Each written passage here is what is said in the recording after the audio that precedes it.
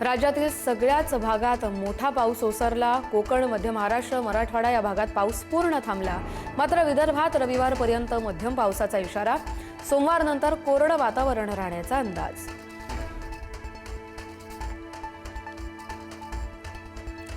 मुंबईकरांना दिलासा। पाणी पुरवठा करणाऱ्या 7 जलाशयांचा पाणीसाठा 48.59% 24 तासात जलाशयातील पाणीसाठ्यात 7.23% वाढ।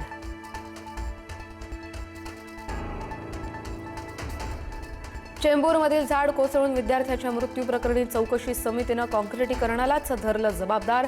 झाडांच्या मुळापर्यंत पाणी आणि माती पोहोचत नसल्यानं झाडं कमकुवत झाल्याचा निष्कर्ष। चौकशी अहवाल विशेष सभागृहात सादर होणार। मुंबईमध्ये झाडं उन्मळून पडल्याच्या घटनांवरून सत्ताधारी आणि प्रशासनामध्ये मतभेद। काँक्रिटीकरणामुळे झाडं कमकुवत होऊन पडत असल्याचा महापौरांचा आरोप, तर काँक्रिटीकरणामुळे झाडं पडत नसल्याचा आयुक्तांचा दावा।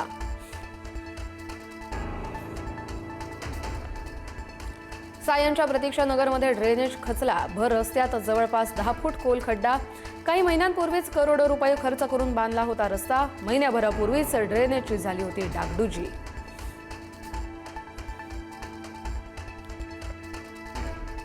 मुसळधार पावसानंतर वसई विरारमधील जनजीवन हळूहळू पूर्वपदावर। अजूनही काही ठिकाणी पाणी साचलेलंच। आजपासून नुकसानीचे पंचनामे होणार असल्याची पालकमंत्री गणेश नाईक यांची माहिती।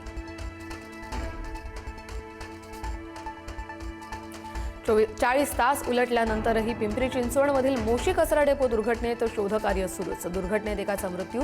अद्याप 8 कर्मचारी इमारतीच्या तळमजल्यावर अडकल्याची माहिती। मुख्यमंत्री आज भेट देण्याची शक्यता।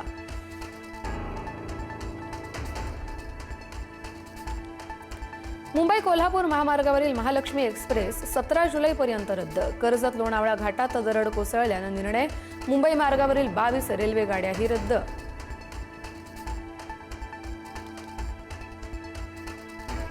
पुण्यामध्ये गोरगरीब वारकऱ्यांची पालिकेकडून लूट। पालिकेचं शौचालय वापरण्यासाठी पालिकेकडून मागितले जात आहेत 20 रुपये। वारकऱ्यांमध्ये नाराजी।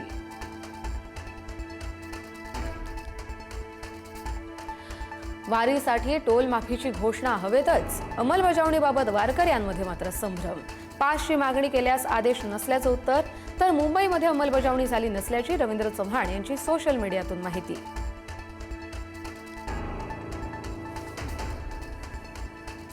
नागपूर आणि संभाजीनगरमध्ये एफडीएची धडक कारवाई। नागपुरात MS इंदोर नमकीन प्रॉडक्ट्सवर एफडीएची कारवाई। बुरशी लागलेली मिठाई, मुदतबाह्य अन्न जप्त, तर संभाजीनगरच्या फुलंब्रीतील सिद्धेश्वर दूध डेअरीवर एफडीएची धाड।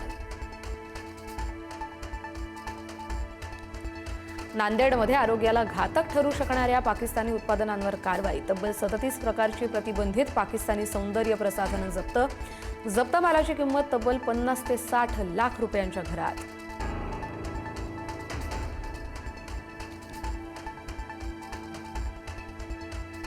1 जानेवारी 2011 पूर्वी उभारण्यात आलेल्या सगळ्या झोपड्यांचं SRA, म्हाडा किंवा इतर गृहनिर्माण योजनांच्या माध्यमातून योग्य पुनर्वसन केलं जाणार।